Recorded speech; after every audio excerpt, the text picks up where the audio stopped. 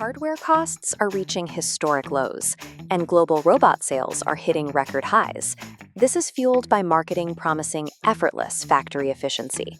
Inside actual high-mix production facilities, the reality is different. You find rows of operators performing meticulous manual assembly, providing judgment machines can't yet match. In many of these plants, a $1 million robotic cell sits entirely idle behind a safety fence.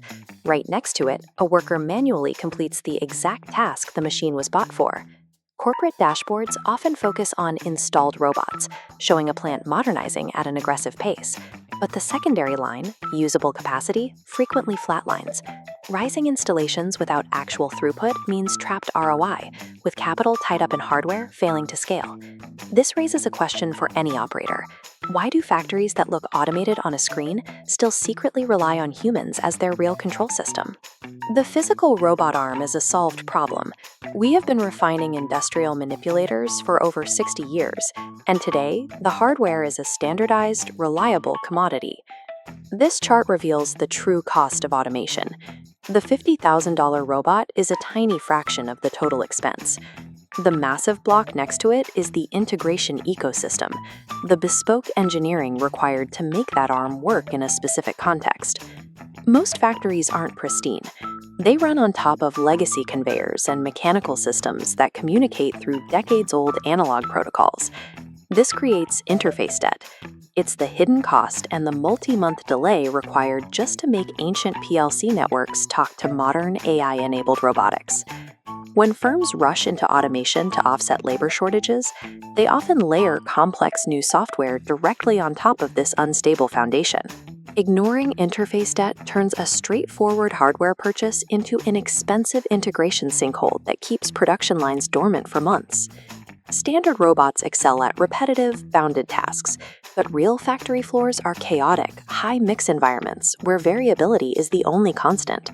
A minor physical exception, like a single misaligned part, causes a $1 million automated cell to abruptly halt dead. A human operator would have adapted in seconds. The machine simply freezes. This creates a critical skills mismatch. A local maintenance team trained on mechanical gears and wrenches is suddenly expected to debug machine vision pipelines and edge AI. Once the system faults, local teams often become afraid to touch it.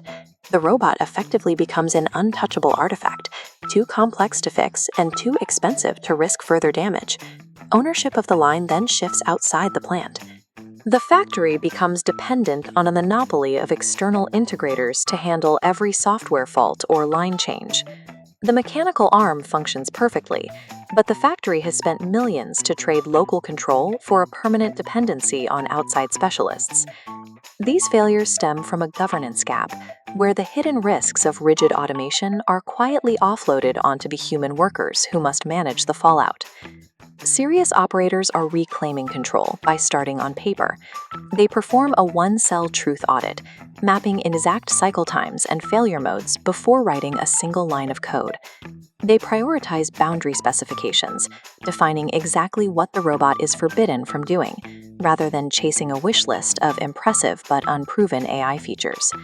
By cross-training floor workers as robot stewards, these plants ensure the people closest to the line own the resets and the teaching.